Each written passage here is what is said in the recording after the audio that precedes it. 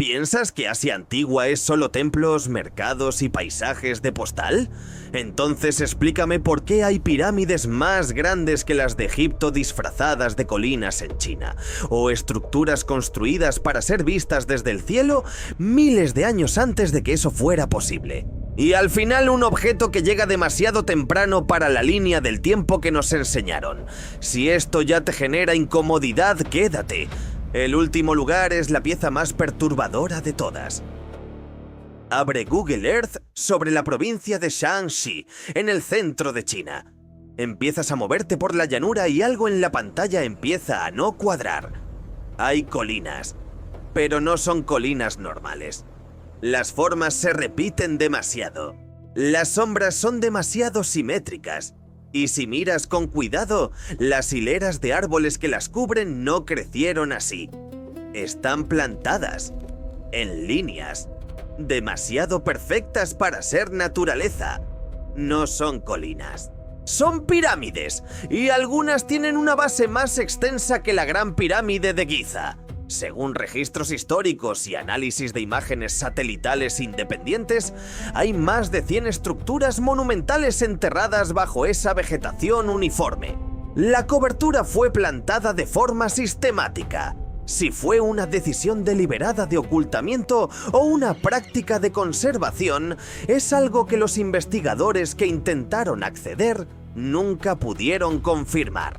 Porque el acceso está restringido. En 1945, un piloto militar estadounidense sobrevoló la región y fotografió una de estas estructuras. Circuló por un tiempo. Luego se convirtió en una pieza difícil de rastrear. Décadas después, cuando el periodista alemán Hartwig Hausdorff publicó imágenes en los años 90, la zona fue reclasificada como área de investigación controlada. Las solicitudes de excavación de equipos extranjeros, según registros académicos consultados por investigadores independientes, no recibieron respuesta oficial. Ninguna. No un rechazo. ¡Silencio!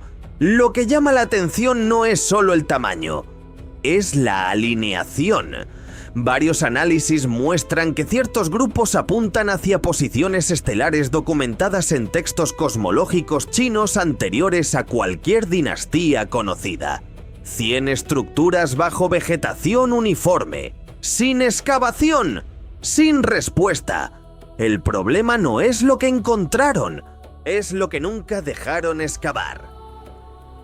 En 1986, un instructor de buceo llamado Kihachiro Aratake se aleja de la ruta turística frente a la isla de Yonaguni, en el extremo sur de Japón.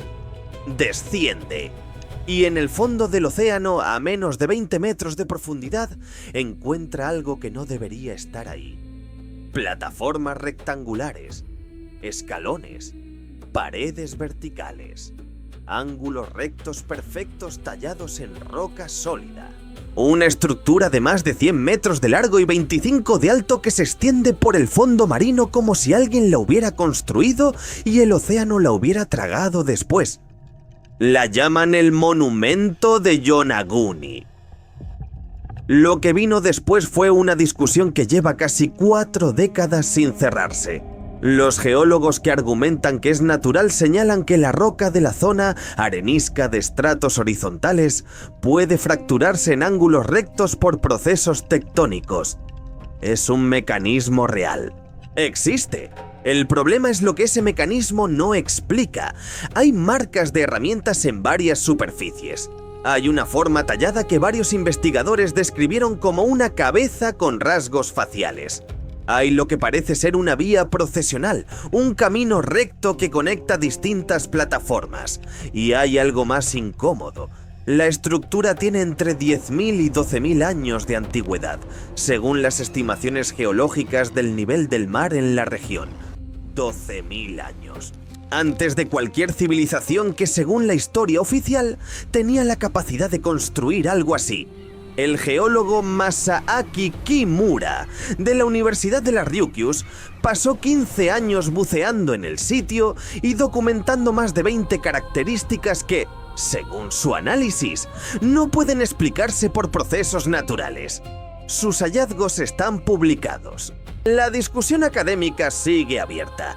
En el fondo del océano, a 20 metros de profundidad, hay algo que no encaja, y nadie ha podido decir con certeza qué es. Escribe en los comentarios qué lugar te está perturbando más hasta ahora. Quedan 4, y se ponen peor. Imagina una ciudad en el año 2600 a.C. No una aldea, una ciudad. 40.000 personas, calles en cuadrícula perfecta, orientadas según los puntos cardinales. Edificios construidos con ladrillos que en toda la ciudad, sin excepción, tienen exactamente la misma proporción, 1:2:4. ¿No aproximada? ¿Exacta? Y debajo de cada bloque residencial un sistema de alcantarillado subterráneo con tuberías estandarizadas, pozos de inspección y canales de drenaje conectados entre sí. Eso es Mohenjo-Daro. Eso es lo que los libros mencionan. Lo que no mencionan con la misma claridad es lo que encontraron en las calles. Esqueletos. En posiciones que sugieren muerte súbita y sin preparación, sin armas, sin barricadas, sin señales de huida, solo cuerpos.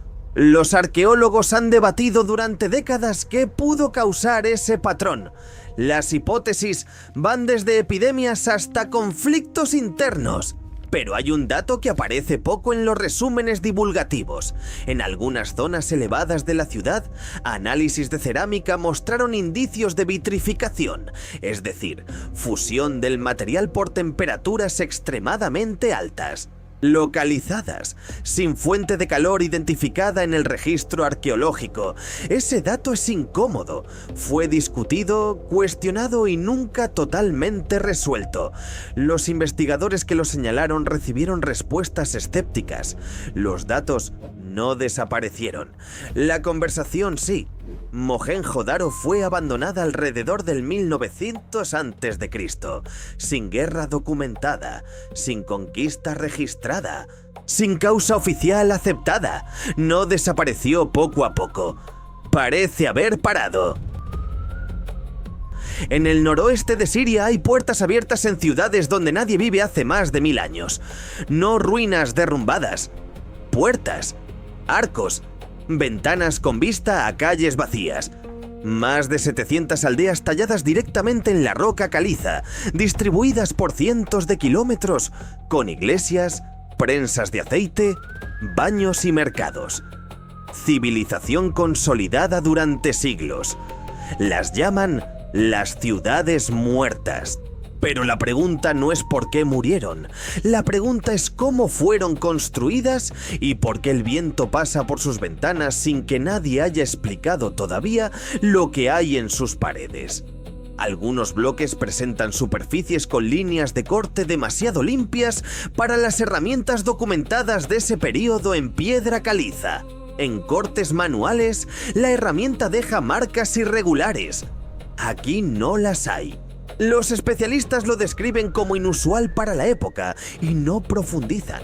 En varias fachadas aparecen surcos paralelos en superficies verticales, en alturas a las que ningún andamio básico habría llegado. La geología los cataloga como estrías de origen incierto. Nadie ha desarrollado esa categoría en la literatura disponible. Y luego está el silencio.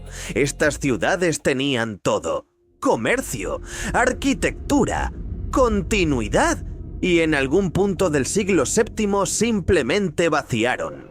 Sin guerra documentada que lo justifique, sin plaga identificada, sin conquista en las crónicas contemporáneas, solo puertas abiertas y silencio. Siria lleva décadas en conflicto. Nadie está excavando. Lo que quedó adentro sigue esperando, intacto, con sus estrías sin explicación y sus ciudades sin causa de muerte conocida. Si estás parado en el desierto de Azraq en Jordania, ves piedras, Solo piedras dispersas. No hay nada que llame la atención, nada que sugiera que estás dentro de algo. Pero si te alejas, si subes lo suficiente, si miras desde arriba, las piedras forman ruedas, círculos perfectos con radios que parten desde un centro común, algunos de más de 100 metros de diámetro. Hay más de 2000 distribuidas desde Jordania hasta Arabia Saudí, pasando por Siria e Irak. Visibles solo desde el aire, invisibles desde el suelo. Análisis de datación sugieren que varias tienen más de 8000 años de antigüedad, más antiguas que las pirámides de Egipto, más antiguas que Stonehenge. Más antiguas que cualquier estructura monumental que aparece en los libros de texto estándar. No son tumbas, no hay restos humanos, no son defensivas, no son agrícolas. Su función, según los investigadores que las han estudiado, es desconocida. Algunas alineaciones coinciden con posiciones solares específicas, pero eso no explica la escala ni el patrón general. Y entonces llega la pregunta que lo cambia todo. Para diseñar algo que solo tiene sentido desde el aire, necesitas poder verlo desde el aire. Necesitas esa perspectiva. Necesitas estar allá arriba mientras lo construyes, o haberlo estado antes, hace 8000 años. Parado en el suelo solo ves piedras sueltas. Desde el cielo ves un mensaje.